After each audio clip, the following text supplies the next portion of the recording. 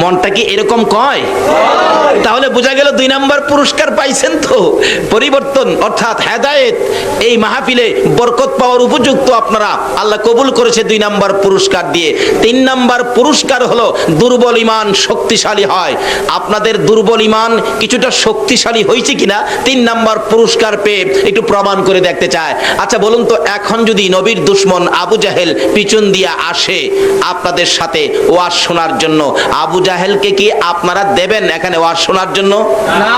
কি বলবেন বলুন? নারে তাকবীর, নারে রিসালাত, ইয়া রাসূলুল্লাহ, নারে গাউসিয়া, ইয়া গাউসুল আজম। জশ্নে জুলসে ঈদে মিলাদুন নবী, উড়ন্ত গোলাপ ক্রীড়া সংগঠন, মাশাআল্লাহ। নবীর অলির দুশমনেরা হুশিয়ার সাবধান, হুশিয়ার সাবধান। নবী ওলি দুশমন। মাশাআল্লাহ, হাত নামান। তাইলে 3 নাম্বার পুরস্কারও বুঝি আপনারা পাইলেন, কিন্তু 3 নাম্বার পুরস্কার পেয়ে আপনারা নবীর দুশমনের মোকাবেলায় যাবেন, হাত তুললেন, নবীর দুশমন তাড়াবেন, তাও আপনারা হাত তুললেন, কিন্তু সাহসটা বুঝি হইল, আওয়াজটা হইল না। একটু জোরে আওয়াজ দেন তো, নারায়ে তাকবীর, আল্লাহু আকবার, নারায়ে রিসালাত, নারায়ে গাউসিয়া। মাশাআল্লাহ, এইবার বোঝা যায় আপনারা 3 পুরস্কার পাইলেন। এখন পুরস্কার পাইলেন, এখন যাবেন কোথায়? আচ্ছা, এখন যদি নবীর পক্ষ থেকে কোনো ডাক আসে, আপনারা কি নবীকে খুশি করার জন্য যাবেন? এতক্ষণ তো আল্লাহকে খুশি করার জন্য কিছু করলাম, এখন কি নবীকে খুশি করা দরকার আছে কিনা বলুন তো? নবীকে খুশি করতে যদি এখন কোনো ডাক আসে, আপনারা যাবেন? আল্লাহু আকবার। যদি যান তাহলে জান্নাত পাবেন। নবীর ডাকে যারা ঘর থেকে বাহির হয়েছে, আল্লাহ তাদের জন্য জান্নাতটাকে জমিনের মধ্যে পাঠাইয়া দিয়েছে। আমার নবীর ডাকে যারা যাবে গো, আমার আল্লাহ বলেন, আমার বন্ধুকে পাওয়ার জন্য যারা ঘর থেকে বাহির হয়, এক কদম সামনে বাড়ে আমার নবীকে খুশি করার জন্য, সে কদমটা যেনই আমার জান্নাতের দিকে আগাইয়া দেয়। নবীকে যারা ভালোবাসতো, নবীকে যারা খুশি করত, নবীর জন্য যারা পাগল ছিল, কিভাবে ডাকতো? হাদিস শরীফ খুঁজলে পাওয়া যায়, আমার নবী একদিন 2টা চোখের পানি ছেড়ে ছেড়ে কাঁদতেছেন। সাহাবীরা জড়ো হয়ে যায়, ইয়া রাসূলুল্লাহ, এইভাবে চোখের পানি ছেড়ে ছেড়ে কেন কাঁদেন আমরা জানতে চাই। আমার নবী জবাব দেন, সাহাবীরা রে, আমার অতি আদরের একজন সাহাবীকে আমি চিঠি দিয়ে পাঠাইছিলাম এক বাদশার দরবারে, রাস্তার মধ্যে আমার সাহাবীকে ধরে গলাটা কেটে ফেলছে রে, কলিজাটা খুলে ফেলছে, তারপরেও লাশটা গাছের মধ্যে ঝুলাইয়া রাখছে। আমার চিঠি খানি অপমান করেছে, তোরা পারবি নি রে আমার চোখের পানি মুছতে, আমার ওই সাহাবীর রক্তের প্রতিশোধ নিতে পারবে কিনা? সাহাবীরা জড়ো হয়ে যায়।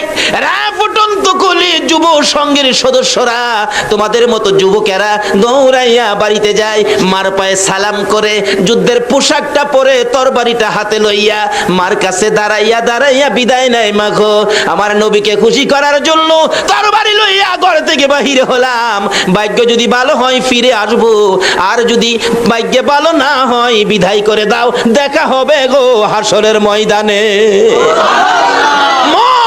নবীকে খুশি করার জন্য তরবারি হাতে নিয়েছি, যদি ভাগ্য থাকে আসবো, না হয়তো দেখা হবে হাসরের। নবীর সামনে জড়ো হয়ে যায় সকল সাহাবীরা, আমার নবীর চোখের পানিগুলো জর্জর করে পড়তেছে। আমার আল্লাহ বলেন, বন্ধুগো, তোমাকে যারা খুশি করার জন্য আসবে, আমি আল্লাহ অটোমেটিকলি খুশি হইয়া যাইব। বন্ধুগো, আমি যদি তোমার জন্য এত কিছু করতে পারি, আর তোমার জন্য যদি আমার বান্দারা কিছু করে, আমি আল্লাহ সব তাদেরকে দিব, কোনো চিন্তার কারণ নাই। এবার সাহাবীরা জড়ো হয়ে যায় মুতার যুদ্ধে যাওয়ার জন্য। মুতার যুদ্ধের ময়দানে চারপাশে জড়ো হয়ে গেলে রাসূল বলেন, এই যুদ্ধের প্রধান সেনাপতি বানাবো আমি আমার পালিত পুত্র যায়েদ ইবনে হারেসাকে। যায়েদ ইবনে হারেসা বলেন, ইয়া রাসূলুল্লাহ, আমি তো রাজি। শোনো যায়েদ, তুমি যদি শহীদ হয়ে যাও, বলুন তো রাসূল যাকে জুদি লাগায়া শহীদের কথা বলে, সেই জুদিটা কি কনফার্ম কিনা? নবীজির কথার মধ্যে কোনো ব্যস্কম আছে? যায়েদ বলেন, ইয়া রাসূলুল্লাহ, আমি রাজি, তুমি যদি শহীদ হও, রাসূলের কথাই শহীদ হব, তাতে কোনো দ্বিধা করব না। আমার নবী বলেন, দ্বিতীয় সেনাপতি হবে জাফর ইবনে আবু তালিব। হযরতে আলী রাদিয়াল্লাহু তাআলা আনহুর ছোট ভাই, আপন ছোট ভাই, খুব সুন্দর চেহারা ছিলেন। হযরতে আলী ছোট ভাই জাফর ইবনে আবু তালিব সামনে দাঁড়াইলে রাসূল বলেন, জাফর ইবনে আবু তালিব রে, যুদ্ধের ময়দানে দ্বিতীয় সেনাপতি তোমারে বানাইতে চাই, তুমি রাজি কিনা? জাফর বলেন হুজুর আমি রাজি। জাফর রে তুমি যদি শহীদ হয়ে যাও, জাফর বলেন ইয়া রাসূলুল্লাহ আপনি নবীকে খুশি করার জন্য শহীদ হব, আমার কোনো আপত্তি থাকতে পারে না। আমার রাসূল বলেন জাফর রে তোমার আপত্তি থাকতে পারবে না, কিন্তু তোমার যে ছোট্ট ছোট্ট দুইটা ছেলে আছে, ছেলেরা যদি কান্দে আব্বু আব্বু কইয়া, এবার জাফর বলেন ইয়া রাসূলুল্লাহ ছেলেরা কাঁদুক তাতে আমার কোনো আপত্তি নাই, ছেলেরা যেখানে মনে চায় সেখানে যাক, আমি রাসূলের কথা মানতে যাইয়া যুদ্ধের ময়দানে শহীদ হব, জান্নাতের দরজায় যায়া দাঁড়াইব। আমার নবী বলেন জাফর রে যাও যাও তোমার পরের সেনাপতি হবে আব্দুল্লাহ ইবনে রাওয়াহা। আব্দুল্লাহ ইবনে রাওয়াহার সামনে হাজির, হুজুর আমি তো রাজি, তুমি যদি শহীদ হও হুজুর আমিও শহীদ হব, তাতে আমি কোনো দ্বিধা করব না, আপনার কথা মানব, আপনাকে ভালোবাসা দিব। ঠিক আছে যাও সকলে বিদায় নিয়ে আসো। বিদায় নিয়ে আসতেছে, একের পরে এক লম্বা ঘটনা। বিদায় নিয়ে এসে নবীর সামনে দাঁড়াইতেছে, আমার নবীর পালিত পুত্র যায়েদ ইবনে হারিসাকে ডেকে বলেন যায়েদ রে তুমি তো প্রধান সেনাপতি হবে, আমাকে খুশি করার জন্য তুমি কি সেনাপতির দায়িত্ব পালন করতে রাজি? এবার যায়েদ বলেন হুজুর আমি এক কুঠিবার রাজি, তুমি বিদায় নিয়ে আসো। হুজুর গো সবাই বিদায় নিয়ে আসতে গেল, আমি কার কাছ থেকে বিদায় আনবো? আমার তো মা নাই বাবা নাই।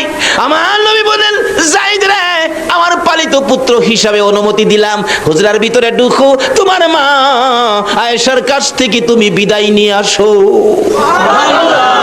যায়েদ ইবনে হারিসা পর্দার ভিতরে ঢুকে, হুজরার ভিতরে ঢুকে মা আয়েশা সিদ্দিকা রাদিয়াল্লাহু তাআলা আনহার পায়ে সালাম করতেছেন।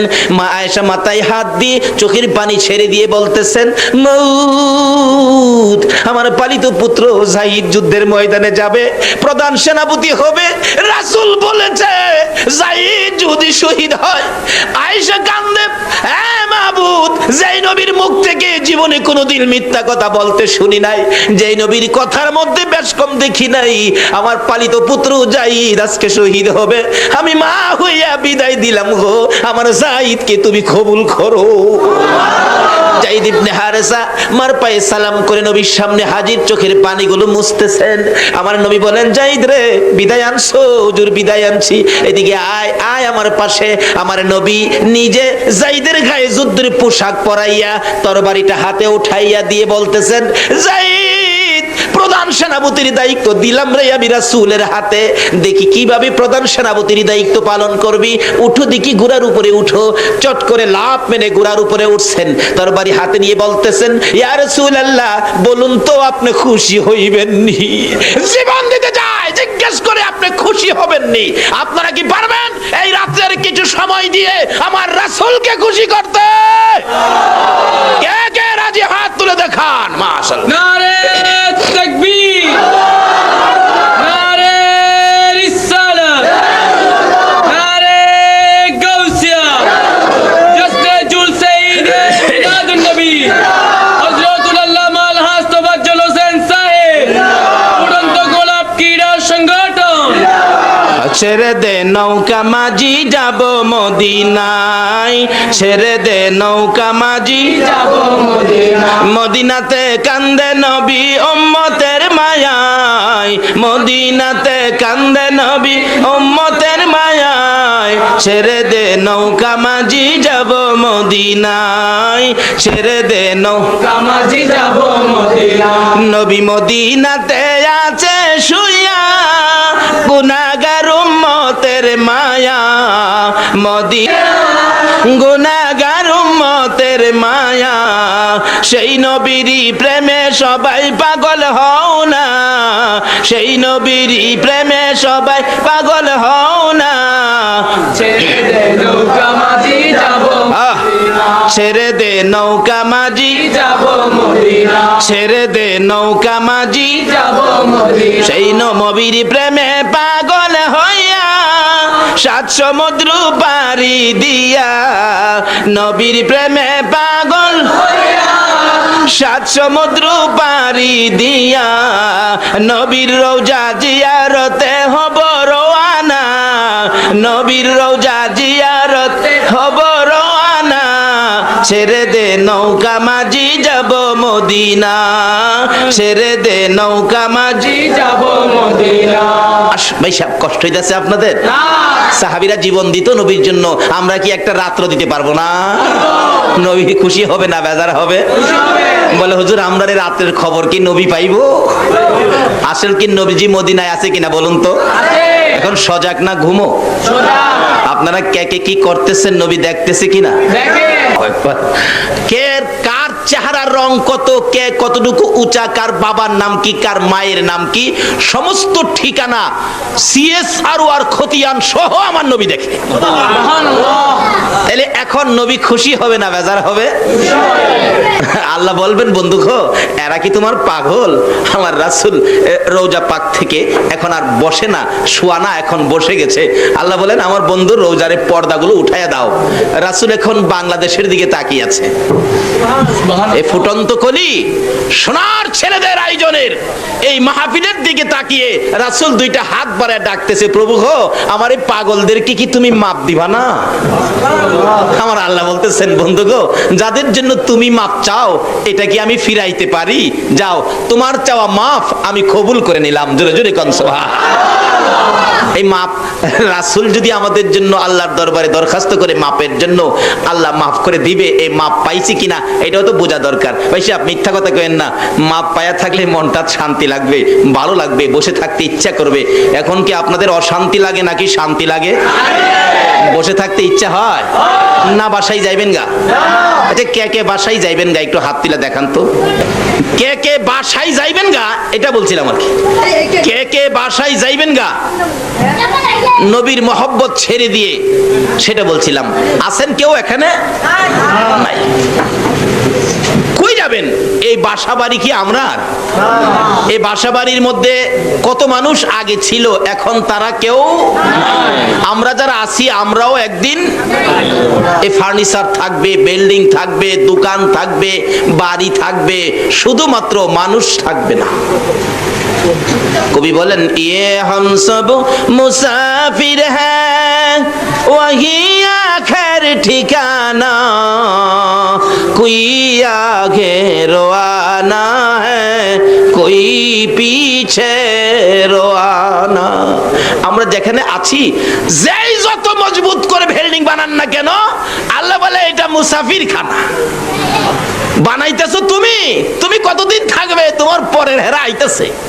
বলে হুজুর কোন কি বাস্তবে নিবেন? আসেন, যাদের 4 বছরের বাচ্চা আছে, 3.5 বছর, 4.5 বছরের বাচ্চা আছে, আজকে রাত্রে ঘুমের থেকে উঠাইয়া 5 তলা বিল্ডিং করছেন তো, ঘুম থেকে উঠাইয়া ডাইকা টাইনা কুলে উঠাইয়া বলবেন আব্বু বলো তো এই বিল্ডিংটা কার? দেখবেন বাচ্চাটা আপনার কুলে থেকে বলবে বিল্ডিং আমার। বলো তো এই সেগুন কাঠের বক্স খাট এটা কার? দেখবেন বাচ্চা বলবে আমার। আপনি বললেন হ্যাঁ বেটা আমার রোজগারের পয়সা দিয়া বানাইলাম বিল্ডিং, খাট পালং ফার্নিচার, তোর হইলো কিভাবে? বাচ্চা দেখবেন আপনার কুলে থেকেই বলবে ও আমার দি। এটা প্রমাণ করেন। আল্লাহ বলেন এখনই তোর বাচ্চা তোর কুলে থেকে কয় তুই যেটা বানাইছস এইটা বলে ইয়ে হাম সব মুসাফির হ্যাঁ ওয়াহি আখির ঠিকানা কোই আগে রওয়ানা হ্যাঁ কোই পিছে রওয়ানা। আমরা যেখানে আছি এটা হলো একটা স্টেশনের প্ল্যাটফর্মের মতো, বাস স্ট্যান্ডের যাত্রী ছাউনির মতো। যে যাই বানাইতেছেন এটা যাত্রী ছাউনি। যার যার গাড়ি যেদিন আসবে সব রেখে শুধু শুধু খালি খালি রওনা হয়ে যাবেন, কিচ্ছুই সাথে নিতে পারবেন না। শুধু নেওয়ার মতো 2টা জিনিস আছে, একটা আছে আমার আল্লাহ, আর একটা থাকবে আমার রাসূল। জোরে জোরে কোন সুবহানাল্লাহ। আজকে এই 2 জনকে কিভাবে খুশি করা যায়, আর 2 জনকে খুশি করতেই হবে। কেন করতে হবে এটাও আলোচনায় আসবে। যদি একটু লম্বা হয় আপনারা থাকবেন তো? বলতেছিলাম থাকবেন না কেন? আল্লাহকে খুশি করলেন শুকর আদায় করে, এই জন্য আল্লাহ 3টা পুরস্কার আমাদেরকে দিয়ে দিলেন। আবার যে রাসূলকে আল্লাহ খুশি করার জন্য পাগল, যে রাসূলের জন্য এত কিছু করেছেন, সেই রাসূলকে খুশি করলে আল্লাহ কি দিবে এটাও তো আমাদের জানা। যায়েদ ইবনে হারেসা রাসূলকে খুশি করার জন্য ঘোড়ার পৃষ্ঠে উঠে দেখাইতেছে বলতেছেন, ইয়া রাসূলুল্লাহ, তরবারি হাতে নিলাম, যুদ্ধের পোশাক লাগাইলাম, দেখুন তো গোড়ার মধ্যে উঠেছি, প্রধান সেনাপতির দায়িত্ব, আমার পক্ষে কতটুকু সম্ভব হবে? আমার রাসূল মুস্কি হাসি দিয়া বলেন, রে যাইদ, দেখলাম রে বড় সুন্দর লাগে রে, এ যুদ্ধের ময়দান থেকে তো তুই আর ফিরে আসবি না। তুমি যে শেষ দেখা আমাকে দিয়ে গেলে, আমার কাছ থেকে তুই শেষ বিদায় দিন নিয়ে গেলে, যাও যাও যায়েদ ইবনে হারেসা, যাও, তোমাকে বিদায় দিলাম। এমনি সময় পর্দার ভিতর থেকে একটু ফাঁকা করে ডাকতেছে যায়েদের বিবি, স্বামী দাঁড়াও গো, একটুখানি দাঁড়াও। কেন কেন? স্বামী, যেই রাসূল জীবনে কোনোদিন মিথ্যা কথা বলে নাই, যেই রাসূলের কথা জীবনে কোনোদিন সোতা পরিমাণ বেশ কম হয় নাই, রাসূল বলেছে তুমি যুদ্ধের ময়দানে শহীদ হয়ে যাবে। স্বামী গো, জীবনে তো আর তোমার সাথে কোনোদিন দেখা হবে না। স্বামী, আমি বিবি হইয়া অনুরোধ করি, তোমার কাছে আবদার করি, তুমি গোরাত থেকে নাইমা একটু পর্দার ভিতরে আসো, আমি বিবি তোমাকে জীবনের শেষ দেখা দেখা দেই। একটা চিৎকার মারছে যায়েদ ইবনে হারেসা, নিষ্ঠুর বিবি, তুমি কি জানো না রাসূলকে খুশি করার জন্য গোড়ার পৃষ্ঠে উঠেছি, রাসূলকে দেখাইয়া দিয়েছি। হ্যাঁ বিবি, যেই জায়গার মধ্যে যুদ্ধে যাওয়ার পরিবেশে আমার রাসূল দেখেছে, রাসূলের ইচ্ছাই গোড়ার পৃষ্ঠে উঠেছি, আর কারো ডাকে আমি গোড়ার থেকে নামতে পারি না। ফুটন্ত খুলি যুব সংঘের উদ্যোগে যেই মাহফিলে আপনারা বসে আছেন, দেখুন নবীর কত ভালোবাসতো যুবকেরা। যায়েদ ইবনে হারেসা বলেন, রাসূলের নির্দেশে ঘোড়ার উপরে উঠেছি, রাসূলকে খুশি করার জন্য যুদ্ধের পোশাক গায়ে দিয়েছি। বিবি গো, নবীজির কথা ছাড়া কারো কথাই এই ঘোড়ার পিঠ থেকে নিচে নামবো না। তাহলে বোঝা গেল বিবির চাইতেও রাসূলের ভালোবাসা বেশি না কম? এখন আমরা দোকানের ভালোবাসা ছাড়তে পারলাম না, বাড়ির ভালোবাসা ছাড়তে পারলাম না, নবীর ভালোবাসার জন্য পারলাম না আজকে বৃষ্টির মধ্যে মাহফিলে শরীক হইতে। আজকের মাহফিলে শরীক হওয়াটার বাস্তব প্রমাণ হবে আমরা নবীকে ভালোবাসি। ইয়া মুহাম্মদ পিয়ারা নবী, এসো নিরালা, ইয়া মুহাম্মদ পিয়ারা নবী, ডাকেন ডাকেন, তোমার দিদার মনের গুছিবে জ্বালা, ইয়া মুহাম্মদ পিয়ারা নবী, এসো নিরালা, ইয়া মুহাম্মদ পিয়ারা নবী, এসো নিরালা। পাইব যারা নবীজির দিদার, হবে তারা হাসরে পার। পাইব যারা নবীজির দিদার, হবে তারা হাসরে পার। দয়া করে দেখা দিয়ে দূর কর জ্বালা, হায়রে দয়া করে দূর কর জ্বালা, ইয়া মুহাম্মদ পিয়ারা নবী, এসো নিরালা, ইয়া মুহাম্মদ পিয়ারা নবী, এসো নিরালা। আসুন কিভাবে নবীর দেখা নিরালা হবে, এই রাস্তাগুলি খুঁজে বের করবো আজকে, আল্লাহ যদি তৌফিক দেন। সকলে বলুন আমিন। এবার যায়েদ বলতেছেন, বিবি গো, নবীর কথাই গোড়ার পৃষ্ঠে উঠেছি, কারো কথাই নামবো না, নবীকে ভালোবাসি রে, নবীর চেয়ে বেশি আর কাউকে ভালোবাসি না। বিবি ডাকতেছেন, স্বামী গো, আজকে তোমার সাথে জীবনের শেষ দেখা হবে, শহীদ হয়ে যাবে, আর তো কোনোদিন তোমার সাথে দেখা হবে না। স্বামী, গোড়ার থেকে যদি না নামো, মুখোশটা মুখের মধ্যে লাগিয়ে রাখছো, মুখোশটা পরেছো, মুখোশটা একটু সরিয়ে দাও, আমি তোমাকে এই গোড়ার উপরে রাখা জীবনের শেষ দেখা দেখা দেই। একটা চিৎকার মারলেন যায়েদ ইবনে হারেসা, রে বিবি, যে মুখোশ আমার রাসূলের হাতে লাগাইছে, রাসূলের হাতে যে মুখোশ আমার মুখের মধ্যে লাগাইছে রে, এই মুখোশ বিবি দেখার জন্য আমি যায়েদের হাত লাগাইব না। কে ছিল নবীর আশেক, কে নবীকে খুশি করতেন, তার বিনিময়ে আমার আল্লাহ কি দিবেন। আল্লাহু আকবার। আসুন সামনে বাড়ি, লম্বা হয়ে যাচ্ছে, কষ্ট হবে না তো আপনাদের? আর কি, রাত্র তো এটাই, কালকে তো এখানে আপনারা কেউ আসবেন না, কালকে এখানে কেউ থাকবেন না, আমিও আসবো না। কাজী একটা রাত্র যখন জীবনের হায়াতের মধ্যে নবীর প্রেমে সময় দেওয়ার জন্য আল্লাহ কবুল করেছেন, আরো তো বহুত মানুষ আছে এই এলাকার এলাকার মানুষ তারা তো আসতে পারলো না। আল্লাহ যে আপনাদেরকে কবুল করেছেন, বাস্তব পক্ষে শুকরিয়ার ব্যাপার। আল্লাহ আমাদেরকে কবুল করেছেন। একটু সময়, একটা রাত্রে, কালকে আর আপনাকে বলা হবে না। কাজী আপনার ভাগ্য ভালো হবে। কি ভালো হবে? আখিরি মোনাজাতে নিজেরাই টের পাবেন। মিয়া আমাকে বলতে হবে না, নিজেরাই টের পাবেন আপনারা কি কি পাইছেন আজকের মাহফিলে। সেজন্য বলছি একটু কষ্ট হইলেও বসুন আর একটু মহব্বতে দরুদ শরীফ পড়ুন। আগে বাড়তেছে আল্লাহুম্মা সাল্লি মুহাম্মাদ, আল্লাহুম্মা সাল্লি সারা গরম না, তো গরম চলে দিবে মাদানা বিয়ানা মাওলানা মুহাম্মাদানা। নাম হলো ফুরন্ত গোলাপ।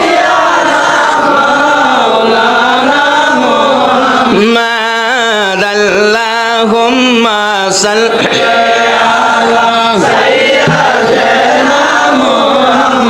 আহারে পাশান হৃদয় নবীর জন্য কান্দনা, আহারে পাশান হৃদয় নবীর জন্য না হায়রে তুমাই সারা দয়াল নবী বেহেশতেতে যাবে না।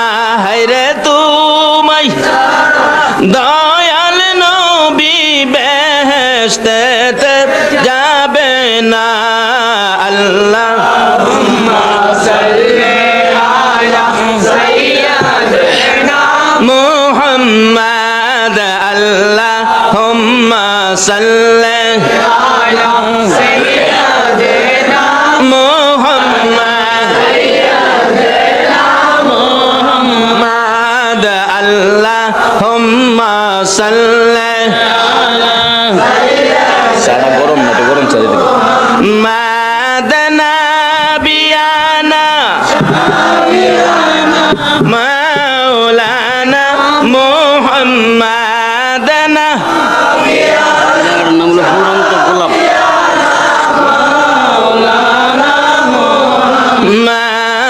আল্লাহুম্মা সাল্লি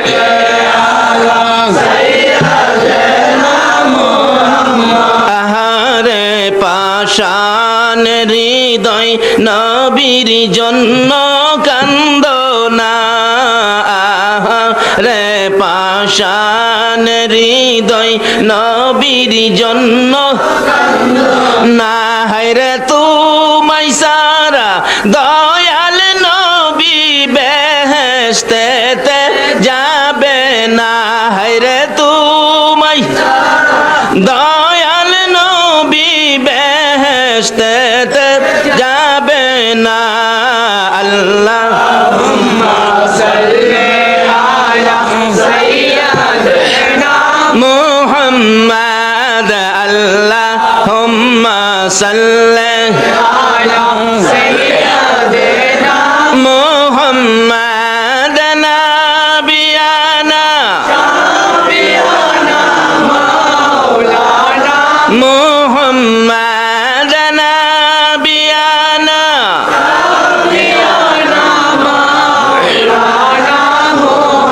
বালাগাল উলা বিকামালিহি কাশাফাদ দুজা বিজামালিহি আসনাত জামিউ খিসালিহি সাল্লাল্লাহু আলাইহি। বলতেছিলাম নবীকে খুশি করার জন্য যাই তৈর হয়ে যায়, দুনিয়ার কারো কথা মানতে রাজি না, নবীর কথাই মানবো। কেন? নবীকে খুশি করার জন্য। পাশে দাঁড়াইয়া বলেন, স্বামী গো, অন্যদিন কোথাও গেলে বাচ্চাদের মাথায় হাত বোলান, বাচ্চার দুই গালে চুমা দেন, বাচ্চাদেরকে আদর করে জিজ্ঞেস করেন কি আনবো, কি খাইবা, কি তোমাদের দরকার। আজকে কেন বাচ্চাদের দিকে তাকান না, বাচ্চার মাথায় হাত বোলান না, বাচ্চাদের দুই গালে চুমো দেন না? হযরতে জাফর ইবনে আবু তালিব বলেন, মেয়ে কোন প্রশ্ন প্রশ্ন করবে না, আমি রাসূলকে খুশি করার জন্য রওনা হয়েছি। যুদ্ধের ময়দানে যাবরে বিবি কোনো প্রশ্ন আমাকে করবে না। জাফর ইবনে আবু তালিবের বিবি বুঝি ফেললেন, এবার বুঝি কঠিন সমস্যা হতে পারে। ও স্বামী আসুন, আপনাকে নিয়ে একটু দোয়া করি। কি দোয়া করবি? হ্যাঁ স্বামী, প্রত্যেক যুদ্ধে যাওয়ার সময় আপনি দোয়া করেন আর আমি আমিন আমিন বলি। আজকে একটা শর্ত, আমি বিবি দোয়া করব, আপনি আমিন বলবেন। ঠিক আছে। দুইটা বাচ্চা জাফর ইবনে আবু তালিবের দুই পাশে বসে বাবার সাথে কচি দুইটা হাত বাড়াইয়া দিছে। একবার ডান দিকে চাই, আবার বাম দিকে চাই। মাউত, এই কচি হাত আর তো বাবার সাথে বাড়াইতে পারবে না। এই কচি কচি বাচ্চারা জীবনে তো আর কোনোদিন বাবা কইয়া ডাকতে পারবে না। মাবুদ গো, তাতে আমার কোনো দুঃখ নাই, আমি কি তোমার রাসূল খুশি করতে পারবো? কচি কচি বাচ্চা ফালাইয়া যায় যুদ্ধের ময়দানে রাসূলকে খুশি করার জন্য। আজকে আপনারা পারলেন না বাচ্চাদেরকে বিছানায় ঘুম পাড়াইয়া মাহফিলে শরীক হয়ে রাসূল খুশি করতে। কারা আসছেন খুশি করার জন্য? নিশ্চয়ই আপনার মা। আপনারা যখন মায়ের পেটে ছিলেন, মা এই নবীর উপর দুরূদ শরীফ পড়ছিল। দুরূদের তাসীর আপনাদের গায়ে আছে বিদায় আজকে আপনারা এই মাহফিলের মধ্যে শরীক। যারা এই মাহফিলের দিকে পাও বাড়াচ্ছেন, নিশ্চয়ই আপনাদের পাও কদম গুলো জান্নাতের দিকে আগায়া যাচ্ছেন। বলতেছিলাম, জাফর ইবনে আবু তালিব বলেন বিবি দোয়া করো। বিবি অনেক কিছু বললেন, শেষকালীন শেষ মুহূর্তে বলতে চাইতেছেন, আমার স্বামীকে যুদ্ধের ময়দান থেকে বীর বিক্রমের মতো যুদ্ধ করাইয়া আবার বাড়িতে ফিরাইয়া দিও। এই কথাটা বলার আগে হযরতে জাফর ইবনে আবু তালিব বিবির হাতে তরবারি দিয়ে আঘাত করে বলেছেন, বিবি রে, এই দোয়া করিস না। রাসূল বলেছে আমি যুদ্ধের ময়দানে শহীদ হব রে, আমার পরের সেনাপতি হবে আব্দুল্লাহ ইবনে রাওয়াহা। এই দোয়া যদি সমস্ত পৃথিবীর মানুষে করে ফিরে আসার জন্য, এই দোয়া আমার আল্লাহর দরবারে কবুল হবে না।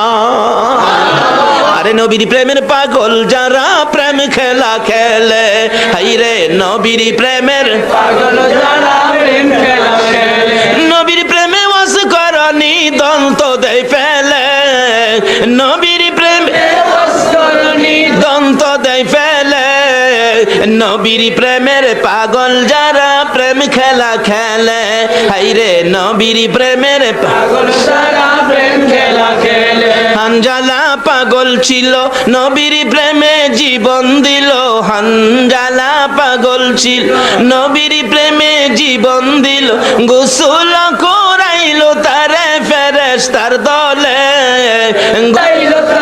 ফেরেশতার দলে, নবীর প্রেমের পাগল যারা প্রেম খেলা খেলে, হাইরে নবীর প্রেমের পাগল যারা প্রেম খেলা খেলে। পাগল ছিলেন হযরত আলী, সূর্যের সাথে কথা বলি, পাগল ছিলেন হযরত আলী, সূর্যের সাথে কথা বলি, নামাজে আমি পড়লে তুমি যাইবে রে তলে, নামাজে আমি পড়লে তুমি যাইবে রে তলে, নবীর প্রেমের পাগল যারা প্রেম খেলা খেলে, হাইরে নবীর প্রেমের পাগল যারা প্রেম খেলা খেলে। বলতেছিলাম, নবীর প্রেমে পাগল হইয়া জাফর ইবনে আবু তালিব বিবির হাতের মধ্যে তরবারি দিয়ে আঘাত করে হাত নামাইয়া দিয়া তরবারিটা লইয়া একটা দৌড় মারছে, যুদ্ধের ময়দানে যাবে। পিছন দিয়া বিবি ডাকে, স্বামী গো একবার পিছে ফিরে চাও না, তোমার জীবনের শেষ দেখা দেখি। জাফর ইবনে আবু তালিব একবারও পিছে চায় না। জাফরের বিবি বলেন, সন্তানের আরে বাবা দেখবি নি, জীবনের শেষ দেখা দেখো। আর জাফর কোনদিন বাড়িতে আসবে না। বাচ্চা দুইটা দৌড়ে যাইয়া বাবার পিছে যাইয়া ডাকে, বাবা গো বাবা কবে আসবা? জাফর কোনো কথা কয় না। বাবা গো কোন সময় আসবা, কোন দিন আসবা, কি বারে আসবা, আমাদের জন্য মজা আনবা কিনা? বাচ্চারা ডাকে, জাফর ইবনে আবু তালিব পিছে ফিরে নাম, কোনো কথাও কয় না। কিতাবে আসছে অবশেষে দুইটা বাচ্চা দুই দিকে যাইয়া পাঞ্জাবির কোনায় ধরে টানতেছে। বাবা গো এত নিষ্ঠুর কেমনে হইলা গো বাবা, এত এত ডাক ডাকি একবারও পিছে ফিরে চাও না, এইরকম তো আর কোনোদিন তুমি করো নাই। তারপরও জাফর পিছে চায় না, কেন চায় না? নবীর ভালোবাসায় দৌড় দিয়েছি। বাচ্চাদের দিকে তাকাইলে যদি ভালোবাসা এই দিকে আইসা, তাহলে তো আমার নবীর ভালোবাসা হালকা হইয়া যাবে। আমার আল্লাহ বলেন, জাফর রে, আমি যার প্রেমে এত কিছু করেছি, আমার বন্ধুর ভালোবাসা এইভাবে তুমি দিতেছো, আমি আল্লাহ সেই ভালোবাসার পুরস্কার তোমাকে দান করব। যাইতেছে জাফর নবীর সামনে হাজির। জাফর ইবনে আবু তালিব, আসছো? জি হুজুর আসছি। বিদায় নিয়ে আসছো? হুজুর বিদায় নিয়েছি। সবচেয়ে বড় মর্মান্তিক ঘটনা হলো, সবচেয়ে বড় হৃদয় বিদারক ঘটনা হলো, হুজুর দুইটা বাচ্চা আমার পাঞ্জাবির কোনায় ধরে পিছনে ডাকছে, আব্বু কবে আসবা, আমাদের জন্য মজা আনবা কিনা? আমি একবারও, আল্লাহর বন্ধু আমি একবারও আমার বাচ্চাদের দিকে তাকাই না, পিছুও ফিরা চাই। আজকে কে এই বাচ্চাদের মায়া ছেড়ে, বাড়িঘরের মায়া ছেড়ে, ফুটন্ত গোলাপ যুব সংঘের উদ্যোগে মাহফিলের আয়োজনে বসে নবীর ভালোবাসা দেওয়ার পরিচয় করে দিয়েছেন? নিশ্চয়ই আপনাদের পুরস্কার বাজেট হয়েছে। 3টা পুরস্কার তো আমার আল্লাহ দিয়েছে। আল্লাহকে খুশি করার কারণে, নবীকে খুশি করার পরে কি পাবেন এই তো সামনে আসতেছে। কষ্ট হইতেছে ভাই সব আপনাদের। বলতেছিলাম জাফর ইবনে আবু তালিব নবীর পাশে দাঁড়াইলে বলতেছেন, দাঁড়াও, ঠিক আছে, তুমি দ্বিতীয় সেনাপতি, তোমার উপরে সেনাপতি আব্দুল্লাহ ইবনে রাওয়াহা। আব্দুল্লাহ ইবনে রাওয়াহা খুব বড়লোক বাবার সন্তান ছিলেন। এ আব্দুল্লাহ ইবনে রাওয়াহা, এদিকে আসো। কি সবে মাত্র নতুন বিবাহ করেছিলেন, তুমি বিদায় নিয়ে আসছো? জি হুজুর, আমিও বিদায় নিয়ে আসছি। যাও, যুদ্ধে যাও। যুদ্ধ শুরু হয়ে যায়। মুতার যুদ্ধে কাফের বেঈমানেরা জাফরের দিকে আক্রমণ শুরু করে দিলে, কিতাবে আসছে ডাইন হাতে ইসলামের পতাকা ছিল, কাফের বেঈমানেরা ডাইন হাতের গর্দানের মধ্যে এত জোরে তরবারি দিয়ে আঘাত করেছে, এ হাত কাইটা জমিনে পড়ে গেছে। আমার নবী মসজিদে নববীর বারিন্দায় মুরব্বী সাহাবীদেরকে নিয়ে বসা ছিলেন, মুতার যুদ্ধের খবরের অপেক্ষায় ছিলেন। সঙ্গে সঙ্গে জিবরাইল নবীর কাছে খবর দেন, হুজুর জাফরের একটা হাত কাইটা ফালাইছে। বাম হাতে পতাকা হাতে নিলে বাম হাতের মধ্যে আক্রমণ, বাম হাত কাইটা জমিনে পড়ে গেছে। আমার নবী আবার চোখের পানি ছেড়ে দিছে। সাহাবীরা জিগায়, হুজুর এবার কেন কান্দেন? সাহাবীরা রে, আমার জাফরের 2টা হাত কাইটা ফালাইছে। এবার ইসলামের পতাকা কিতাবে আসছে মুখে কামড় দিয়ে উপরে উড়াইয়া বসে হাঁটু দিয়ে চাপা দিয়ে ধরে পতাকা উপরে উড়াইয়া রাখছে। তারপরেও জাফরের দিকে চারদিক থেকে বসা অবস্থায় তীর মারতেছে। কিতাব বলেন এমন করে তীর মারে গো, ডান দিক দিয়া তীর লাগলে কলিজা ছেদরু করে বাম দিক দিয়া বেরিয়ে যায়। এইভাবে একের পর এক তীর বল্লমের আঘাত আসতেছে। আস্তে আস্তে আস্তে আস্তে জাফর পতাকা ছাড়ে না। এইভাবে তীর লাগতে লাগতে 52টা তীরের আঘাত জাফরের হাঁটু চাপা দেওয়া। পতাকা ধরে বলতেছি, জাফর রে ছেড়ে দাও, ছাড়ে না। আমি বললাম কানে কানে, ও জাফর, আমি কোনো কাফের বেঈমান নই, আমি মুসলমান সৈন্যদের থেকে নবীর ঘোষিত 3 নম্বর সেনাপতি আব্দুল্লাহ ইবনে রাওয়াহা, পতাকাটা ছেড়ে দাও। এবার আব্দুল্লাহ ইবনে রাওয়াহা বলেন, পতাকার মধ্যে ধরে এই পরিচয় টুকুন দেওয়ার পরে সঙ্গে সঙ্গে মুখের কামড় ছুটে গেল, হাঁটুর চাপা ছেড়ে দিল, চিত হয়ে জাফর জমিনে পড়ে গেল। আমি পতাকা হাতে নিয়ে নিলাম। এমন সময় আমার নবী মসজিদে নববীর বারিন্দায় বসে বসে চোখের পানি ছেড়ে ছেড়ে বলেন, সাহাবীরা রে, না আমার জাফর না। নবী কান্দে। কিছুক্ষণ পর আমার নবী আকাশের দিকে তাকাইয়া মুস্কি মুস্কি হাসতেছে, গায়েবী সালামের জবাব দিতেছে, ওয়ালাইকুম সালাম, ওয়ালাইকুম সালাম। মুরব্বী সাহাবীরা বলেন, ইয়া রাসূলুল্লাহ, এতক্ষণ চোখের পানি ছেড়ে ছেড়ে কাঁদতেন, এখন হাসতেছেন, ব্যাপারটা কি জানতে চাই। আল্লাহর বন্ধু গো, কে সালাম দিল, কার সালামের জবাব দিলেন জানতে চাই। আমার নবী ডাকে, সাহাবীরা রে, আমার জাফরের সালাম নিলাম রে। জোরে জোরে কন্যা সাহাবীরা, আমি আমার জাফরের সালাম নিলাম। আমার জাফর আমাকে খুশি করার জন্য যুদ্ধের ময়দানে 2টা হাত কাটাইয়া দিলে আমার আল্লাহ খুশি হইয়া রে সাহাবীরা 2টা হাতের বিনিময় আমার জাফরকে 2টা জান্নাতের পাখা লাগাইয়া দিছে। নারে তাকবীর, আল্লাহ, নারে রিসালাত, ইয়া রাসূলুল্লাহ, নারে গাউসিয়া, ইয়া গাউসুল জশ্নে জুলসে ঈদে মিলাদুন নবী, জিন্দাবাদ। হযরতুল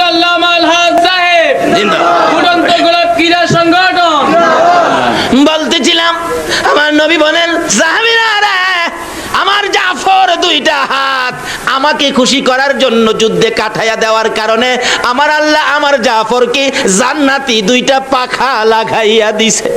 আমার জাফর ওই জান্নাতি পাখা দিয়ে 70,000 ফেরেশতার সঙ্গী হইয়া রে সাহাবীরা উইরা উইরা আমার জাফর আল্লাহর জান্নাতে যাইতেছে। যাওয়ার আগে আকাশ থেকে রে আমি রাসূলকে সালাম জানাইয়া দিছে। বলতেছিলাম যে নবীর ভালোবাসায়, যে নবীকে খুশি করার জন্য দুইটা হাত গাঁঠাইয়া দিলে আমার আল্লাহ জান্নাতের পাখা লাগাইয়া দেয়। এই নবীর ভালোবাসা দিলে লাভ হবে না লস হবে? দিতে হবে, লাভ হবে। কেন? এই লাভ আমাদের দরকার আছে। আল্লাহকে খুশি করতে হবে, রাসূলকে খুশি করতে হবে। এর মধ্যে ওয়াজ করতে গেলে সারা রাতের দরকার। আমি আমার আলোচনা যেদিকে করেছি ওইদিকে আলোচনায় যেতে হবে। আসুন আগে বাড়ি, আমি আমার মেন আলোচনায় যাই। আমরা প্রথম খুশি করেছি আল্লাহকে, কি বলে? আল্লাহর শুকর আদায় করে। দ্বিতীয় নম্বরে খুশি করার চেষ্টা করেছি রাসূলকে, কি করে? যেইভাবে সাহাবারা জীবন দিয়েছে, আমরা জীবন দেওয়ার পরিবেশ নাই বিধায় আমরা রাত্র দিয়ে হলো রাসূলকে খুশি করব। এই আশা আপনাদের মনে আছে কিনা বলুন তো? আসুন আল্লাহ রাসূলকে খুশি করে কি পুরস্কার টুকুন আমরা নিব। কেন নিতে হবে? আমরা যে একদিন এই দেশ থেকে বিদায় হতে হবে, এই দেশে যে আমরা কেউ থাকবো না, একদিন মাটির সাথে মিশে যাব। সেই জন্য আল্লাহ রাসূলকে খুশি করে যেন আমরা দুনিয়া থেকে যেতে পারি। কিভাবে যাব এটা বোঝার জন্য আলোচনায় যাচ্ছি সামনে। মহব্বতে আর একটু দরুদ শরীফ পড়ুন। এখন আমি আমার মেন আলোচনায় চলে যাব। আল্লাহুম্মা সাল্লি মুহাম্মাদ, আল্লাহুম্মা সাল্লি মুহাম্মাদ নবী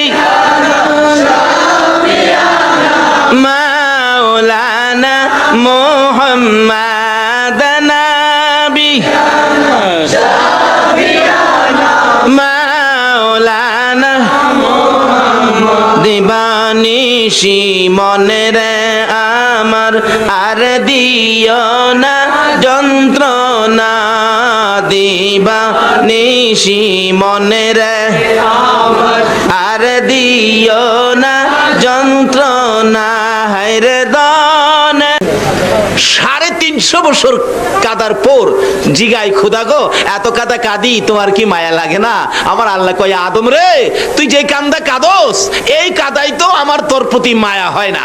একদিন আদম নবী দেখে আরশের দিকে তাকায়া একটা সুন্দর নাম দেখা যায় আমার আল্লাহর নামের সাথে, লা ইলাহা ইল্লাল্লাহ মুহাম্মাদুর রাসূলুল্লাহ সাল্লাল্লাহু। আদম নবী জিগায় প্রভু গো, তোমার নামের সাথে এই নাম কার দেখা যায়? আমার আল্লাহ মুস্কি মুস্কি হাসেন, রে আদম এটা এমন এক বন্ধুর নাম রে, যে বন্ধু না হইলে তুই আদম হতি না। আদম বলেন এ কি আবার কথা?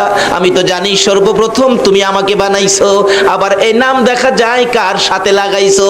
আমার আল্লাহ বলেন আদম রে, নামটা যার তুমি দেখো ইনি আমার বন্ধু, যার উসিলায় কুল কায়নাত সৃষ্টি করেছি, যার উসিলায় আরশ কুরসি, যার উসিলায় আদম তোরে বানাইছি, যার উসিলায় রে ফেরেশতা কুল বানাইছি, ইনি আমার বন্ধু রে আদম, ইনি আমার বন্ধু, যাকে খুশি করার জন্য আমি আল্লাহ পাগল পাগল হয়ে যাই। আমার এই বন্ধুকে খুশি করতে আমার ইচ্ছা হয়। সকল নবী রাসূলের ইচ্ছা হলো আল্লাহকে খুশি করবে। এখন বলে কান্না মজা হয়, যে নবীর দোহাই দিলে আল্লাহর কাছে কান্না, আদম নবীর কান্না মজা হয়। আমরা সে নবীর উম্মত। আদম তো 350 বছর কান্নার পরে নবীর দোহাই দিলে আল্লাহ কবুল করেছেন। আমরা সে নবীর উম্মত, আমাদের কোনো দোহাই নাই। চোখের পানি দেখলেই আল্লাহ কই বন্ধু গো, আমি তো হেরারে মাফ করে দিছি, মাফ চাই না, মাফ দিতে পাগল। আল্লাহ বলেন বন্ধু গো, আমি তোমার উম্মতের সুযোগ পাইলেই তো মাফ করে দেই। আজকের মাহফিলে যারা আসছেন শুকর আদায় করেছেন আল্লাহর, আল্লাহ বলেন বন্ধু আমি মাফ করে দিলাম তোমার উম্মতের। এই প্রথম পুরস্কার। আরো পুরস্কার, 2 নাম্বার পুরস্কার হলো হেদায়েত। হেদায়েতের বাংলাটা হবে পরিবর্তন। বলুন তো আপনাদের দেখি 2 নাম্বার পুরস্কার পাইছেন কিনা? আচ্ছা আপনাদের মনে এখন কি ইচ্ছা বাসায় চলে যাবেন, নাকি এই বৃষ্টির মধ্যেও বসে আর কিছুক্ষণ ওয়াজ শুনবেন? মনটা কি এরকম কয়? তাহলে বোঝা গেল 2 নাম্বার পুরস্কার পাইছেন তো। পরিবর্তন অর্থাৎ হেদায়েত এই মাহফিলে বরকত পাওয়ার উপযুক্ত আপনারা, আল্লাহ কবুল করেছে 2 নাম্বার পুরস্কার দিয়ে। 3 নাম্বার পুরস্কার হলো দুর্বল ঈমান শক্তিশালী হয়। আপনাদের দুর্বল ঈমান কিছুটা শক্তিশালী হয়েছে কিনা 3 নাম্বার পুরস্কার পেয়ে একটু প্রমাণ করে দেখতে চায়। আচ্ছা বলুন তো, এখন যদি নবীর দুশমন আবু জাহেল পিছন দিয়ে আসে আপনাদের সাথে ওয়াজ শোনার জন্য, আবু জাহেলকে কি আপনারা দেবেন এখানে ওয়াজ শোনার জন্য? কি বলবেন বলুন তো?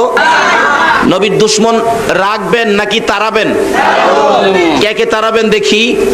নারে তাকবীর, নারে রিসালাত, ইয়া রাসূলুল্লাহ, নারে গাউসিয়া, ইয়া গাউসুল আজম। জশ্নে জুলসে ঈদে মিলাদুন নবী, উড়ন্ত গোলাপ ক্রীড়া সংগঠন, মাশাআল্লাহ। নবীর দুশমনেরা হুশিয়ার সাবধান, হুশিয়ার সাবধান। নবী ওলি দুশমন। মাশাআল্লাহ, হাত নামান। তাইলে 3 নাম্বার পুরস্কারও বুঝি আপনারা পাইলেন, কিন্তু 3 নাম্বার পুরস্কার পেয়ে আপনারা নবীর দুশমনের মোকাবেলায় যাবেন, হাত তুললেন, নবীর দুশমন তাড়াবেন, তাও আপনারা হাত তুললেন, কিন্তু সাহসটা বুঝি হইল, আওয়াজটা হইল না। একটু জোরে আওয়াজ দেন তো, নারায়ে তাকবীর, নারায়ে রিসালাত, নারায়ে গাউসিয়া। মাশাআল্লাহ, এইবার বোঝা যায় আপনারা 3 পুরস্কার পাইলেন। এখন পুরস্কার পাইলেন, এখন যাবেন কোথায়? আচ্ছা, এখন যদি নবীর পক্ষ থেকে কোনো ডাক আসে, আপনারা কি নবীকে খুশি করার জন্য যাবেন? এতক্ষণ তো আল্লাহকে খুশি করার জন্য কিছু করলাম, এখন কি নবীকে খুশি করা দরকার আছে কিনা বলুন তো? নবীকে খুশি করতে যদি এখন কোনো ডাক আসে, আপনারা যাবেন? আল্লাহু আকবার। যদি যান তাহলে জান্নাত পাবেন। নবীর ডাকে যারা ঘর থেকে বাহির হয়েছে, আল্লাহ তাদের জন্য জান্নাতটাকে জমিনের মধ্যে পাঠাইয়া দিয়েছে। আমার নবীর ডাকে যারা যাবে গো, আমার আল্লাহ বলেন, আমার বন্ধুকে পাওয়ার জন্য যারা ঘর থেকে বাহির হয়, এক কদম সামনে বাড়ে আমার নবীকে খুশি করার জন্য, সে কদমটা যেনই আমার জান্নাতের দিকে আগাইয়া দেয়। নবীকে যারা ভালোবাসতো, নবীকে যারা খুশি করত, নবীর জন্য যারা পাগল ছিল, কিভাবে ডাকতো? হাদিস শরীফ খুঁজলে পাওয়া যায়, আমার নবী একদিন 2টা চোখের পানি ছেড়ে ছেড়ে কাঁদতেছেন। সাহাবীরা জড়ো হয়ে যায়, ইয়া রাসূলুল্লাহ, এইভাবে চোখের পানি ছেড়ে ছেড়ে কেন কাঁদেন আমরা জানতে চাই। আমার নবী জবাব দেন, সাহাবীরা রে, আমার অতি আদরের একজন সাহাবীকে আমি চিঠি দিয়ে পাঠাইছিলাম এক বাদশার দরবারে, রাস্তার মধ্যে আমার সাহাবীকে ধরে গলাটা কেটে ফেলছে রে, কলিজাটা খুলে ফেলছে, তারপরেও লাশটা গাছের মধ্যে ঝুলাইয়া রাখছে। আমার চিঠি খানি অপমান করেছে, তোরা পারবি নি রে আমার চোখের পানি মুছতে, আমার ওই সাহাবীর রক্তের প্রতিশোধ নিতে পারবে কিনা? সাহাবীরা জড়ো হয়ে যায়। রা ফুটন্ত কলি যুব সংঘের সদস্যরা, তোমাদের মতো যুবকেরা দৌড়াইয়া বাড়িতে যায়, মার পায়ে সালাম করে, যুদ্ধের পোশাকটা পরে তরবারিটা হাতে লইয়া মার কাছে দাঁড়াইয়া দাঁড়াইয়া বিদায় নেয়। মাগো, আমার নবীকে খুশি করার জন্য তরবারি লইয়া ঘর থেকে বাহির হলাম, ভাগ্য যদি ভালো হয় ফিরে আসবো, আর যদি ভাগ্যে ভালো না হয় বিদায় করে দাও, দেখা হবে গো হাসরের ময়দানে। নবীকে খুশি করার জন্য তরবারি হাতে নিয়েছি, যদি ভাগ্য থাকে আসবো, না হয়তো দেখা হবে হাসরের ময়দানে। নবীর সামনে জড়ো হয়ে যায় সকল সাহাবীরা, আমার নবীর চোখের পানিগুলো জর্জর করে পড়তেছে। আমার আল্লাহ বলেন, বন্ধুগো, তোমাকে যারা খুশি করার জন্য আসবে, আমি আল্লাহ অটোমেটিকলি খুশি হইয়া যাইব।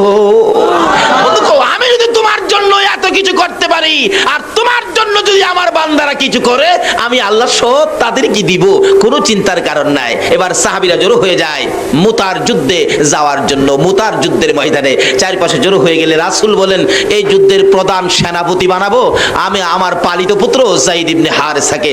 যায়েদ ইবনে হারেসা বলেন, ইয়া রাসূলুল্লাহ, আমি তো রাজি। শোনো যায়েদ, তুমি যদি শহীদ হয়ে যাও, বলুন তো রাসূল যাকে জুদি লাগায়া শহীদের কথা বলে, সেই জুদিটা কি কনফার্ম কিনা? যাবে মদিনায়, মদিনাতে কান্দে নবী উম্মতের মায়া, কে কে যাবে মদিনায়, মদিনাতে কান্দে নবী উম্মতের মায়া, দিনে রজনী কান্দেন যিনি, দিনে রজনী কান্দেন যিনি, শুয়ে রোয়া যায়। চলো নবীজির জান্নাতে মদিনাতে যাই, চলো নবীজির জান্নাতে মদিনাতে যাই। কঠিন হাসরের দিনে বেহেশত যাবে না নবী উম্মত বিনে, কঠিন হাসরের দিনে বেহেশত যাবে না নবী উম্মত বিনে, মাফ করিয়ে দিবেন আল্লাহ, মাফ করিয়ে দিবেন আল্লাহ নবীর উসিলায়, চলো নবীজির জান্নাতে মদিনাতে যাই, চলো নবীজির জান্নাতে মদিনাতে যাই। রে বাবারা ভাইরা, মেরাজুন নবী এই ঘটনা কেন ঘটলো, তার কারণ কি?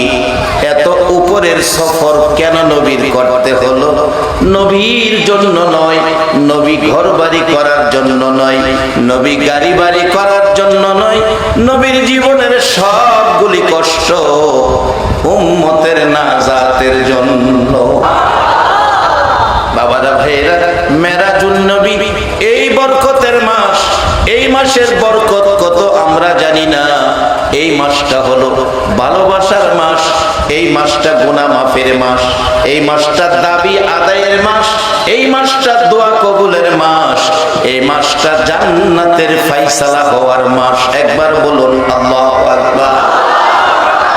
রে বাবারা ভাইরা, এই মাসে আমার নবীকে আমার আল্লাহ এমন এক কাজ করিয়েছে, সকল নবী রাসূলের জন্য যা ছিল অসম্ভব, পৃথিবীর সকল নবী রাসূলের জন্য যা ছিল অসম্ভব, আমার নবীর জন্য সেটা হয়ে গেল সম্ভব। এমন এক সফর আমার আল্লাহ তার বন্ধুকে করাইলেন, যা কোনো নবী রাসূলের পক্ষে সম্ভব ছিল না।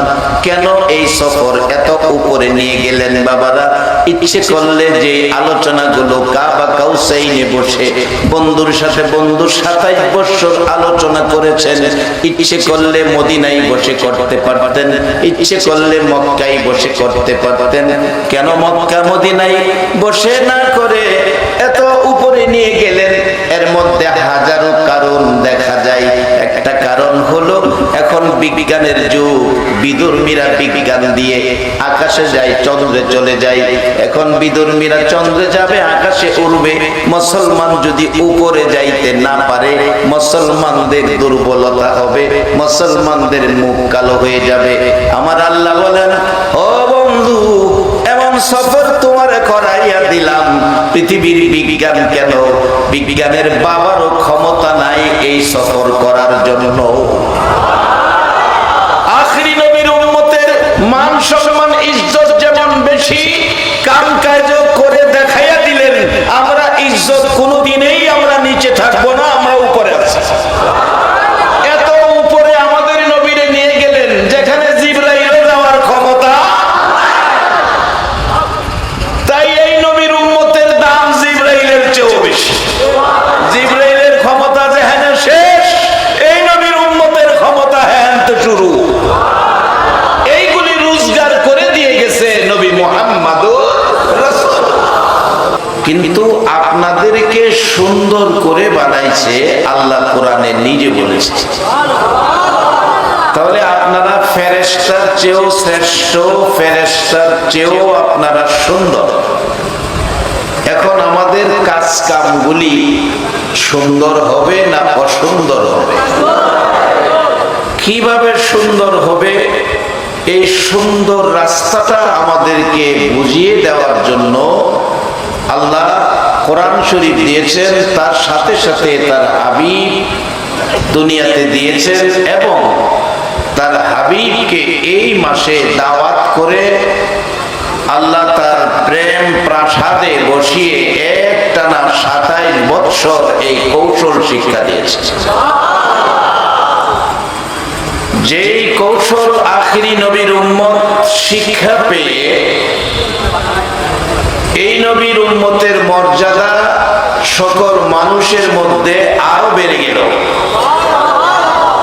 একদিক থেকে আল্লাহ বলেছে মানুষ সৃষ্টির সেরা, মানুষ সুন্দর, কিন্তু আখিরি নবীর উম্মত আপনারা যারা, আপনারা কিন্তু তাদের মতো না, আরো ভিন্ন। যেমন আমাদের দেশে জাতীয় সংসদ আছে, সংসদে অধিবেশন চললে এমপি মন্ত্রী মহোদয়রা বক্তব্য দেয়, স্পিকারকে লক্ষ্য করে মাননীয় স্পিকার, মাননীয় স্পিকার, স্পিকার উনিও বলেন মাননীয় মন্ত্রী, মাননীয় এমপি, মাননীয়, এর বাইরে আর যায়। একজন ব্যক্তি আছে দেশের মধ্যে যিনি মাননীয় না, মহামান্য। বলুন তো মহামান্য ব্যক্তিটা একজন আছে, উনি কে? রাষ্ট্রপতি। মাশাআল্লাহ, শুধু একজন হইল মহামান্য, বাকি সব মাননীয়। আদম আলাইহিস সালাম থেকে শুরু করে ঈসা আলাইহিস সালাম পর্যন্ত সকল নবী রাসূলের উম্মত হলো মাননীয়, আর আপনারা যারা আখিরি নবীর উম্মত আপনারা হইলেন মহামান্য। এটা যুক্তিতে আনলাম। এবার কোরআন কি বলছে? কুনতুম খায়রা উম্মাতিন উখরিজাত লিন-নাস। একবার বলুন আল্লাহ।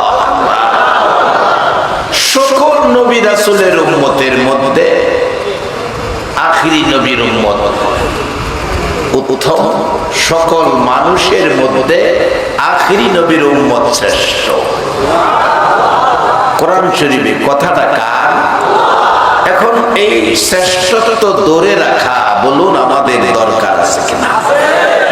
আমি বলবো শ্রেষ্ঠত্ব বুঝে শুনে ধরে রাখার জন্য এমন একটা মাহফিল প্রয়োজন। জান্নাতি বানাইয়া কবরে নিবে, যেমন আজকের মাহফিলটাও এমন একটা উসিলা হয়ে যেতে পারে। একবার বলুন আল্লাহু আকবার। হুজুর কাঁদবেন না, এই মুহূর্তে আর কাঁদতে হবে না। আমার নবী বলেন, এরে জিবরাইল, আমি একটা কথা আমার আল্লাহর কাছে বলে দিতে চাই। কি কথা?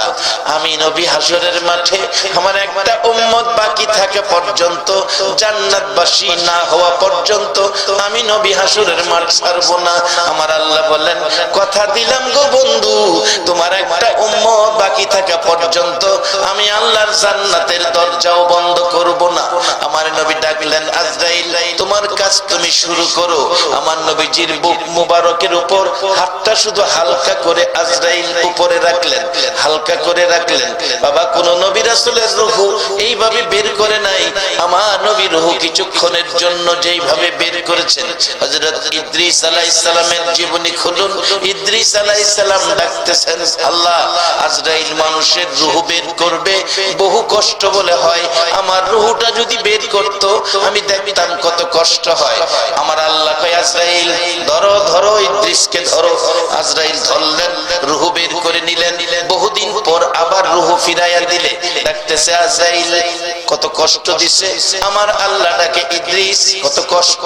ইদ্রিস আলাইহিস সালাম ডাকে, মাবুদ কত কষ্ট, মৃত্যুর যন্ত্রণা এত কষ্ট গো প্রভু, তোমার নবী হইয়া এত কষ্ট দিল, না জানি সাধারণ মানুষের কত কষ্ট দেয়। তুমি কি আমারে চিনতে পারলা না? আমি যদি না হইতাম আল্লাহর আরশ কুরসি লৌহ কলম কিছুই হতো না। তুমি কেন আমাকে এত কষ্ট দিতেছো রে আজরাইল? আজরাইল বলেন, ইয়া রাসূলুল্লাহ, আমি তো কষ্ট দেই নাই, শুধু কাগজের মতো হালকা করে হাতটা আপনার উপরে রাখছি। আমার নবী কান্দে, আজরাইল তুমি তো বলতেছো হাতটা হালকা করে রাখছো, আমি দেখি রে আজরাইল এত কষ্ট, এত ব্যথা পাইতেছি। মন কয় আমার বুকের উপর যেন 7টা আকাশ 7টা জমিন পুরাটাই বুকের উপর চাপাইয়া দিছো। আরে আজরাইল, 7 আসমান 7 জমিন যদি বুকের উপর চাপাইয়া দেওয়া হয়, মনে হয় এত কষ্ট আমি পাইতাম না। আজরাইল রে, আমারে কষ্ট দাও নাই, তুমি বলেছো এত কষ্ট আমি পাইতেছি। আমার আল্লাহ বলেন, বন্ধু একটু কষ্ট তোমার দেওয়ার কারণ আছে, সেই কারণটা আইসা গেছে বাজান। আমার নবী বলছে, আজরাইল, ও আজরাইল, তোমার কাছে একটা আবদার করি, এই মুহূর্ত থেকে কিয়ামত পর্যন্ত আমার উম্মত যারা হবে রে আজরাইল, আমার উম্মত যারা হবে, একবার বলুন আল্লাহু আকবার, আমার উম্মত যারা হবে রে আজরাইল, এই মুহূর্ত থেকে কিয়ামত পর্যন্ত আমার উম্মতের রূহ বের করতে যা কষ্ট তুমি দিবা, একটা আবদার করি, সকল উম্মতের রূহ বের করার কষ্ট, ব্যথা, দুঃখ সব আমি মুহাম্মদের বুকে চাপাইয়া দাও। আরে উম্মতের কান্ডার নবী রহমতের ভান্ডার, বলুন উম্মতের কান্ডার নবী, নবী বিনে রোজ হাসরে কে করিবে পার, নবী বিনে রোজ হাসরে কে করিবে পার, উম্মতের কান্ডার নবী রহমতের ভান্ডার, উম্মতের কান্ডার নবী, মোদের নবী দয়ার সাগর, গুনাহগার উম্মতের পাগল, মোদের নবী দয়ার সাগর, গুনাহগার উম্মতের পাগল, রোজ হাসরে সেজদায় পড়ে কাঁদবে যারে যার, রোজ হাসরে সেজদায় পড়ে কাঁদবে যারে যার, উম্মতের কান্ডার নবী রহমতের ভান্ডার, উম্মতের কান্ডার নবী, যাইয়া দেখো মদিনাতে কান্দে নবী দিনে রাইতে, যাইয়া দেখো মোদি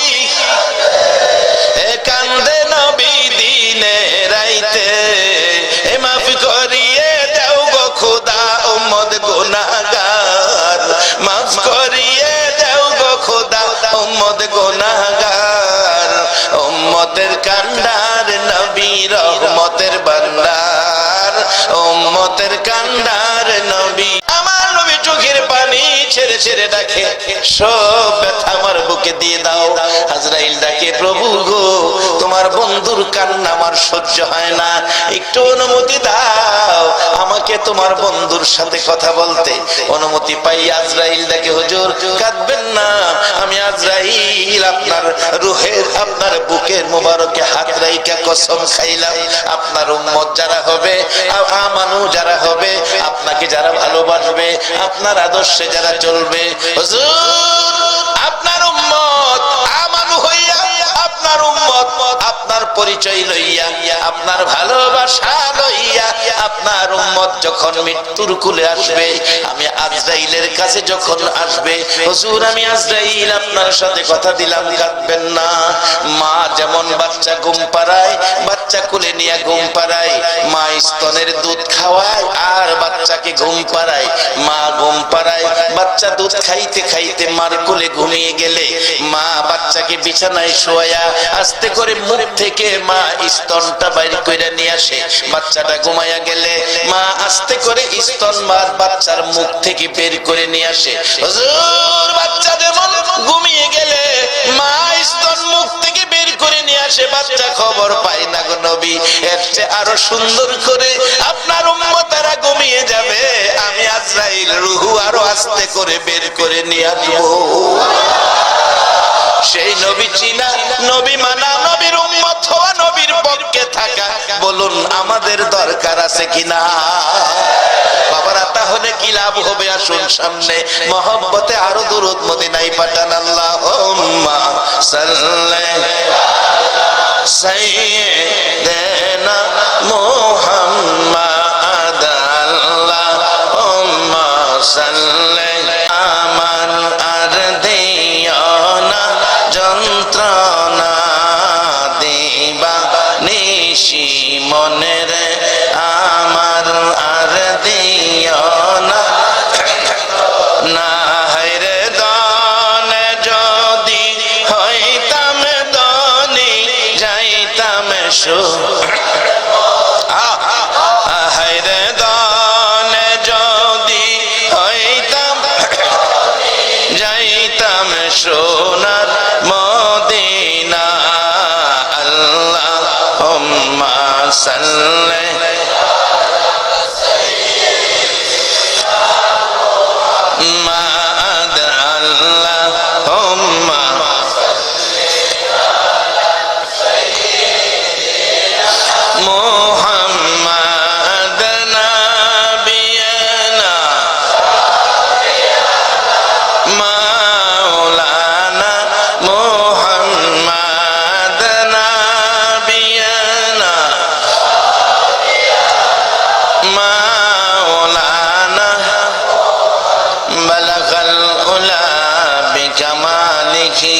كشف الدجى بجماله حسنت جميع خصاله صلوا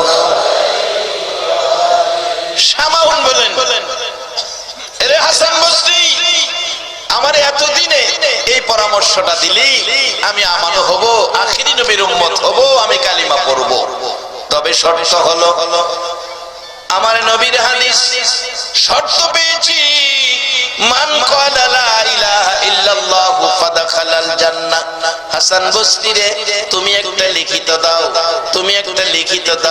তুমি যে আমারে কালিমা পড়াইছো আখিরি নবীর উম্মত বানাইছো আমানো বানাইছো আল্লাহ ওয়ালারা আল্লাহর ওলিরা কি করে আমানো বানাইছো তুমি একটা লিখিত দাও আমি কবরে যাইয়া প্রশ্নের সম্মুখীন হলে লেখাটা দেখাবো আর কিছু আনতে পারি নাই এই যে দেখো শামাউন আমানু হয়ে আসছে হাসান বসরি রাহমাতুল্লাহ আলাইহি কালিমা পড়াইয়া আমাকে আখিরি নবীর উম্মত বানাইছে আরে হাসান বসরি শুধু লেখাটাই নয় আমার মৃত্যু হয়ে গেলে কালিমা পড়ার পর তুমি আমার নিজের হাতে গোসলটা দিও বাবারা গোসল দিবে বড়ি পাতার গরম পানি সাদা কাফন পরাবে প্রত্যেকের এই বাবা আমি সহ আমি নিজে এখন থেকে নিজের প্রস্তুতি করতেছি একটা ছেলেরে মাদ্রাসায় দিছি ছেলেটা আলেম হবে ক্লাস 9 এ পড়তেছে এই বছর 10 এ উঠে গেছে আলেম হবে আমি বলেছি বাবা জানাজার নামাজের নিয়ত ভালো করে শিখো তোমারে মাদ্রাসায় পড়াইছি তোমার রোজগার খাওয়ার জন্য নয় গো বাবা আমার যেদিন মৃত্যু হবে সাদা কাফনের প্যাকেট হব যেদিন আমার জানাজার সামনে শুয়াইয়া তোমার বড় ভাই আমার বড় ছেলে চোখের পানি ছেড়ে ছেড়ে বলবে আমার বাবারে মাফ করে দিও সেদিন তুমি আমার ছেলে আলেম হইয়া তুমি আমার জানাজাটা পড়বে এটাই জীবনের শেষ আশা বাবারা মুর্দারকে গোসল দিয়ে কাফন পরাইয়া মাথার বানটা খুইলা রাখে লোকেরা দেখার জন্য এমন সময় মাথার বান যখন আবার দিয়ে ফেলে মুর্দার কাঁদতে থাকে ও আমার বন্ধুরা আমার এই 3 বাচ্চাটা কাঁদতেছে তোমরা আমার বানটা খুইলা দাও আমি আমার বাচ্চাটারে আরেকটা বার দেখা যায় বলুন এই সময় আমাদের প্রত্যেকের সামনে আসতেছে কিনা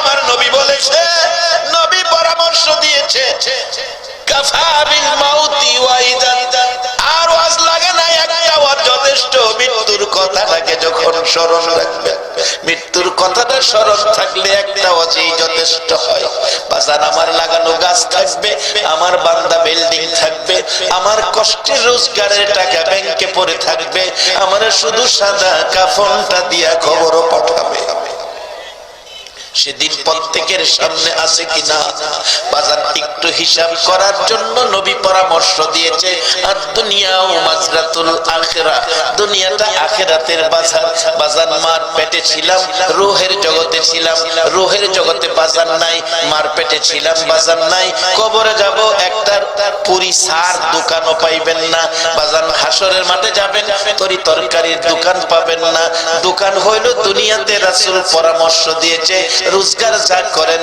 এখান থেকেই করেন আজকে যারা মাহফিলে বসে আছো গো তোমরা কবরের শান্তির ব্যাগ বাজার দিয়া ভইরা ফালাইছো একবার বলুন আল্লাহু আকবার যার বাস্তবতাই ছিলাম হাসান বসরি রাহমাতুল্লাহ আলাইহি গোসল দিলেন মৃত্যুর পরে শামাউনকে কাফন পরাইলেন কাফনের ভিতরে কাগজটা ঢুকাইয়া দিলেন জানাজা শেষে কবরে দাফন করে বাড়িতে এসে ঘুমিয়ে গেলেন আল্লাহর ওলি হাসান বসরির জীবনীতে লেখে রাত্র গভীর স্বপ্নে দেখতেছে শামাউন জান্নাতি পোশাক পরে আয়েশা ডাকতেছে হাসান বসরি এই তোমার কাগজটা তোমারে দেওয়ার জন্য আসছি এই তোমার কাগজ তুমি নিয়ে যাও তোমার কাগজ আমার প্রয়োজন পড়ে নাই রে হাসান বসরি আমি আখিরি নবীর উম্মত হইয়া নবীর কালিমাটা লইয়া কবরে যাওয়ার কারণে আমার আল্লাহ আমার জান্নাত দান করে দিয়েছে এই জান্নাতের পথে উম্মতের উঠাইয়া দেওয়ার জন্য আমার নবী 63 বছর জিন্দেগির কষ্ট। মা আয়েশা সিদ্দিকা বলেন, পৃথিবীর মানুষেরা রে, আমার নবী এই পথে মানুষকে বুঝাইয়া একেবারে বিকাল হয়ে গেছে, আমি আয়েশার হুজরায় এসে ঢুকছি। আয়েশা বলছে, আয়েশা পেটে বড় খিদা রে, খাবারের কিছু আছে কিনা? রাসূলকে বললেন, হুজুর ব্যবস্থা আছে, আপনি বসুন। নবীজি বসে গেলে একটা প্লেট সামনে রাইখা দস্তরখানা বিছাইয়া একটা খেজুর মা আয়েশা সিদ্দিকা নবী পাকের সামনে রাখলে আমার নবী একটা খেজুর দেখে খায় না, খেজুরের দিকে তাকিয়ে আছে। একটা খেজুর আয়েশা দিল, তাতে বোঝা যায় ঘরে বুঝি আর খেজুর নাই। আমার পেটে যেই খিদা, একটা খেজুর যদি আমি খেয়ে ফেলি তাহলে আয়েশা তো না খায়া থাকবে।